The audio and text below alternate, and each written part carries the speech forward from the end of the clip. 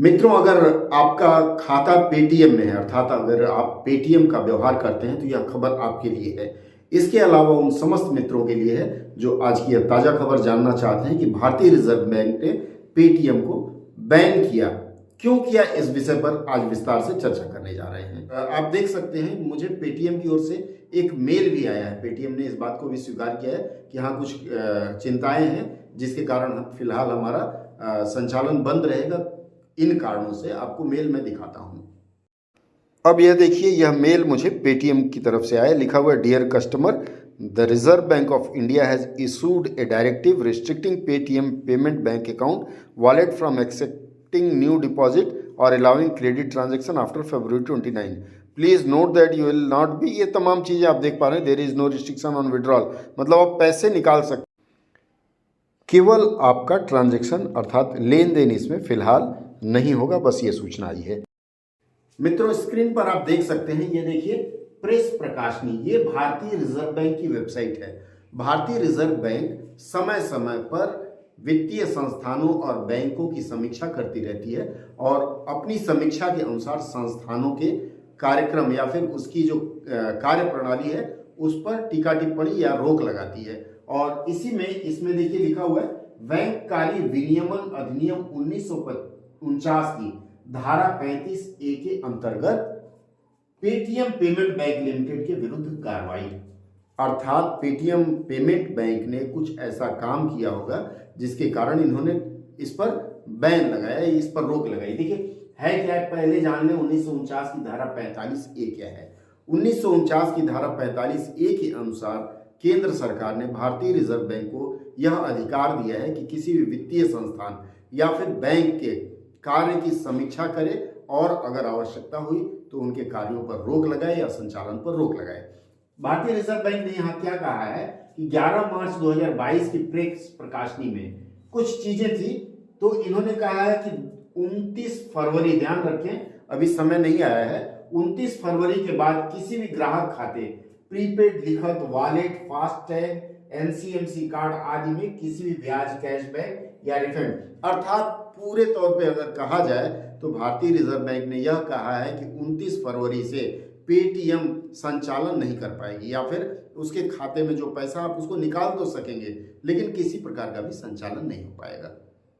भारतीय reserve bank का यह जो आदेश आया है उसका असर पेटीएम पर क्या पड़ेगा और ग्राहकों पर क्या पड़ेगा, आइए इसे देखते हैं।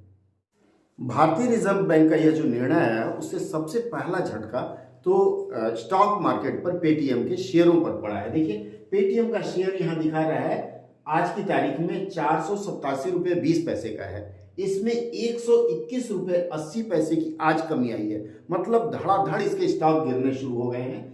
अब ये देखिए, अभी कुछ दिन पहले तक इसका स्टॉक 500 रुपए के आसपास था। इसका मतलब भारतीय रिजर्व बैंक के इस निर्णय से पेटीएम के व्यवसाय पर भी बहुत प्रतिकूल असर पड़ा है। देखिए ये गूगल से मैंने निकाल के दिखाया आपको, तो पेटीएम का संचालन यदि रुक जाएगा, उसके पास पैसे आने बंद हो जाएंगे तो बहुत बड़ी दिक्कत आएगी। लेकिन आखिर ऐसा क्या हुआ जिसके कारण भारतीय रिजर्व बैंक को पेटीएम के खिलाफ यह निर्णय लेना पड़ा।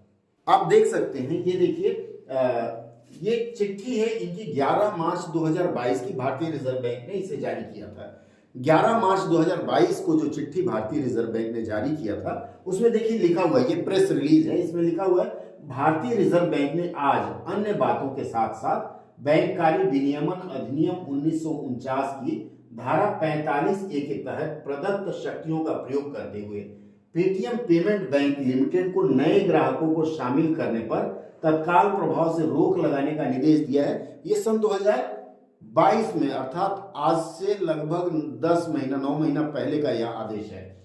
उक्त बैंक को अपने आईटी सिस्टम की व्यापक सिस्टम लेखा परीक्षा करने की एक आईटी लेखा परीक्षा फर्म को नियुक्त करने का निर्देश दिया गया। मतलब भारतीय रिजर्व बैंक ने कहा था कि आपका जो आईटी सिस्टम है जिस पर आप पूरा काम कर रहे हैं उसका ऑडिट, कौन सा ऑडिट, आईटी ऑडिट करना आवश्यक है। लेकिन पेटीएम ने इसकी बात नहीं सुनी, भारतीय रिजर्व बैंक की बात नहीं सुनी।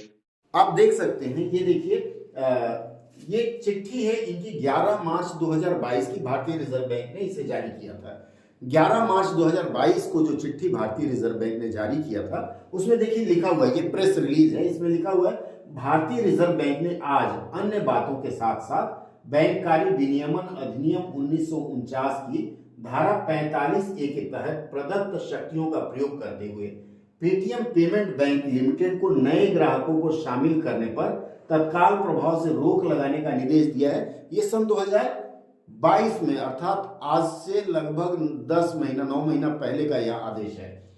उक्त बैंक को अपने आईटी सिस्टम की व्यापक सिस्टम लेखा परीक्षा करने की एक आईटी लेखा परीक्षा फर्म को नियुक्त करने का निर्देश दिया गया। मतलब भारतीय रिजर्व बैंक ने कहा था कि आपका जो आईटी सिस्टम है जिस पर आप पूरा काम कर रहे हैं, उसका ऑडिट, कौन सा ऑडिट, आईटी ऑडिट करना आवश्यक है। लेकिन पेटीएम ने इसकी बात नहीं सुनी, भारतीय रिजर्व बैंक की बात नहीं सुनी।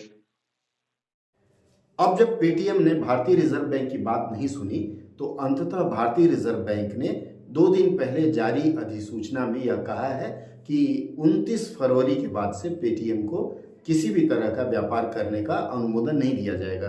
अगर किसी प्रकार का पेटीएम के खाते में कोई लेन देन होता है तो यह लेन देन मान्य नहीं होगा। बहुत बुरी खबर है और बहुत धमाकेदार खबर है। तो यदि आप पेटीएम से लेन देन करते हैं तो थोड़े सावधान रहिएगा, शायद हो भी ना। और मैं आशा करता हूं पेटीएम शीघ्र ही भारतीय रिजर्व बैंक द्वारा निर्धारित मानदंड को पूरा करते हुए अपना संचालन पुनः शुरू कर सके। आज की चर्चा में बस इतना ही। अगली चर्चा में फिर कुछ और नई चीज लेकर के आएंगे। तब तक के लिए अगर आपने सब्सक्राइब नहीं किया है हमारे चैनल को तो सब्सक्राइब कर लें। और सबसे बड़ी बात है कि मैं आपसे यह भी निवेदन करूंगा कि कैसे कंटेंट हमारे हो रहे हैं, इस पर आप अपनी राय अवश्य दीजिएगा। बहुत बहुत धन्यवाद।